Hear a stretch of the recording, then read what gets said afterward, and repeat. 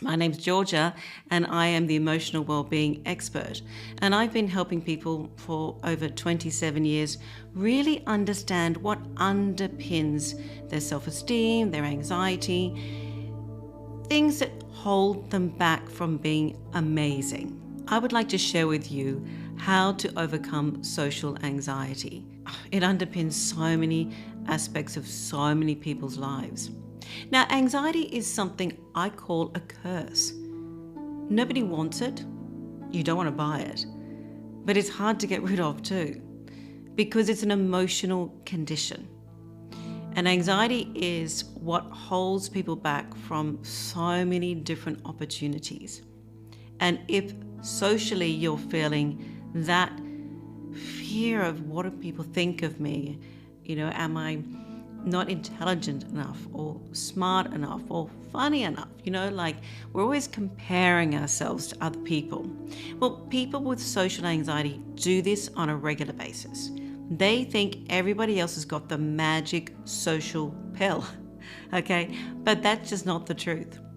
I've been helping people for over 27 years deal with social anxiety. So what do you think about if you do suffer from social anxiety? What are your symptoms? Is it that you feel sweaty? You feel, obviously the negative thinking is there, which is the biggest part of the problem, but there are also physical symptoms of social anxiety. Shaking, also the sense of some people feel they can't really stand, they've got to sit somewhere, or they've got to walk in the sun so that people can't really see their face, or wear sunglasses, only being outside where they will keep sunglasses on because they feel that if they have eye contact, that people will feel that they look silly, Do you know what anxiety is driven by? One particular voice. I call it the inner critic. And I'm trained in this great psychology that I learned so many years ago. And so when I trained to be a hypnotherapist, I would help people really discover how to move on from this, I call it radio crazy, right? This inner critic going on and on and on, this record playing of negative thoughts. Now, if you listen to your inner critic long enough, you will start to believe it's truth, even though it's a complete myth that it's telling the truth. And what's really interesting about social anxiety, when somebody feels that they're going to be rejected, or that perhaps they're not good enough to be in the company of others, for whatever reason, it's always driven by that inner critic. And you know what? Sadly, it drives most people's lives. I've been helping people deal with the inner critic for a crazy amount of time. It's my specialty. It's my big passion. Because when you learn how to tune out of your inner critic, social anxiety, it's just not there. Of course, we all want to be loved. We all want to be liked. But the truth is, everybody has a little bit of social anxiety, I believe. If you're going into a new environment, of course you're going to be a little bit hesitant. It's very normal to have a little bit of anxiety now and again. But when it's a lot, when you know it's really holding you back, what's important is that you have incredible resources within you to turn that around. This is what's really important. I've got a message for you if you want to feel better about you in social environments. The first thing is my top tip, number one. Your history does not represent your future. It's just the radio in your head playing over and over again with that inner critic, playing over and over again that negative inner language. And what actually happens when you become anxious, you produce stress chemicals, adrenaline, cortisol, pumping through your bloodstream, right? And this is when your brain and body communicate and say, whoo, we're not going there. That's not good. We're going to be there in front of other people or have to say something or do something. That's not the truth. That's a learned behavior. That's a conditioned response. And as a hypnotherapist, this is exactly what I treat. So I want to share with you one of the ways to actually combat that negative inner dialogue that inner critic saying that you're not good enough, okay? Because it's not the truth. I want you to practice in your own mind that it's safe to be me, that it's safe to be me. Keep saying it over and over and over again. And you can extend this to what I call the mirror technique. I want you to go to the mirror and I want you to look into your own amazing eyes. And I want you to tell yourself, to look into the soul of you and tell you that it's safe to be me. Say it in the first person, I am safe to be me. I feel safe to be me. You can write down other little notes, put post-it notes everywhere. Just continue to do this. Now, doing this before you go into any social event will prime your mind and body to tune out of the cortisol and the adrenaline and to tune into the wisdom of you. Top tip number 2 for any social anxiety. Prime a friend, somebody you feel safe with. Bring them along with you. Because what's really beautiful about people who you feel safe with, it means that you tend to relax, even when you're with new people. Find a friend who you can, you don't even have to tell them actually, just somebody you feel really comfortable with. And ask them to go somewhere new with you.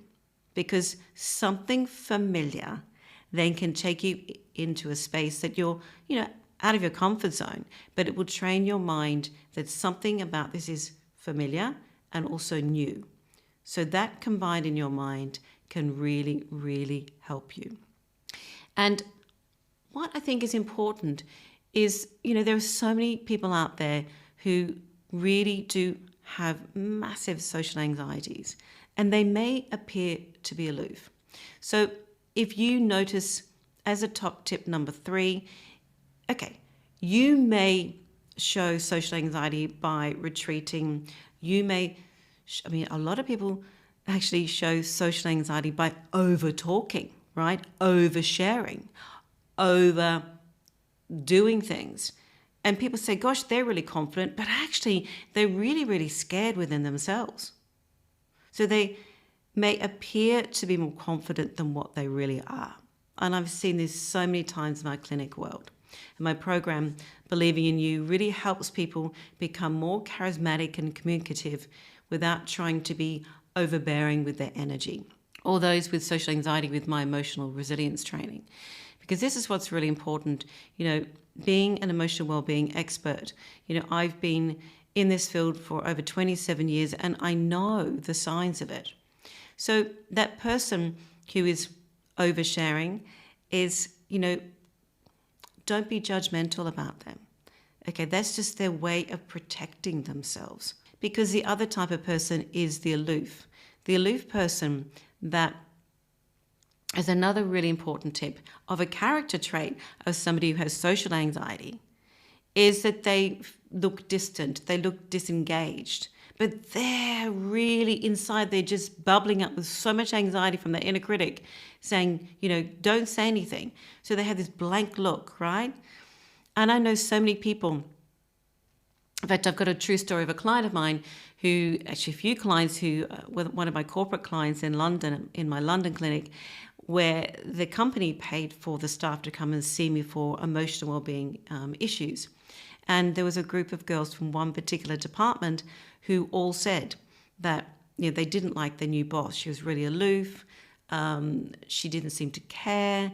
And they felt she was not really in a great position being with the particular personality trait that she had, that she wasn't approachable, and they were quite scared of her. And then one day this new boss said, okay, team, I want to take you out to this great bar and I'm going to treat you all to some champagne. And they're like, ooh, don't know if I really want to go. But they did. And I had a smile on my face as one of my clients who told me the story, she left and I thought, interesting, I wonder what's going to happen in that champagne bar.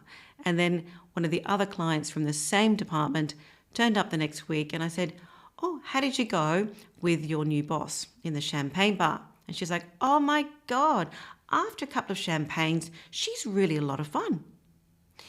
Did you know that when you drink alcohol, that negative voice shuts down?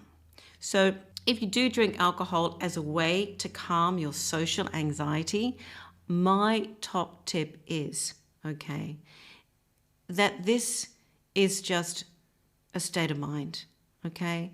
That the alcohol is not giving you anything. It's actually a chemical reaction in your brain that's doing it. So find ways to improve that natural dopamine, because dopamine is one of the chemicals that alcohol then triggers for you to feel relaxed, calm, and the inner critic goes away. I have a program that helps people reduce their drinking. In particular, it's brilliant for social anxiety, okay? Because what your mind needs to learn to do, whether it's self-esteem, whether it's drinking, whether it's being in the mum at the school gates, whether it's the new kid at the block in the office, whatever. Social anxiety is something that we all need to deal with, and you can move on from it. You can use it to your own advantage. And this is what's really important, is you have these incredible tools. And with the power of hypnosis and my incredible psychology training, all of my programs have this in the programs, whether it's drinking, whether it's overeating, because a lot of people actually overeat when they're socially anxious. In fact, one of my clients once said to me, the only time I go out is when there's a meal involved, because I can concentrate on my food, but I end up eating so much food because I'm so anxious, because I don't want to have eye contact. I've got my knife and fork and I feel like it's a distraction from actually my anxiety. People who have social anxiety have lots of ways that they cope with them, whether it's being concentrated on food as a distraction, alcohol is another distraction, being aloof is another distraction. There are so many ways that people deal with social anxiety, not in a helpful way. But I want to stress at this point that social anxiety is a learned behavior. It's something that we learn. It's not you, it's a habit. It's a habit that you can move on from. So if you'd like to learn more great top tips, I'd love you to subscribe to my channel. I'd love you to join me on the journey of how to discover how to feel better about you, whether it's the self-esteem program called Believing in You that I have, whether it's you really feel that the anxiety, that you really want to have more emotional resilience. I have that great training program there. If it's food, the Weightless Mind would be amazing, or alcohol, then the 7 Days to Drink Less would be perfect for you. So I would love you to subscribe to my channel for more top tips. I've got lots of great podcasting moments coming your way.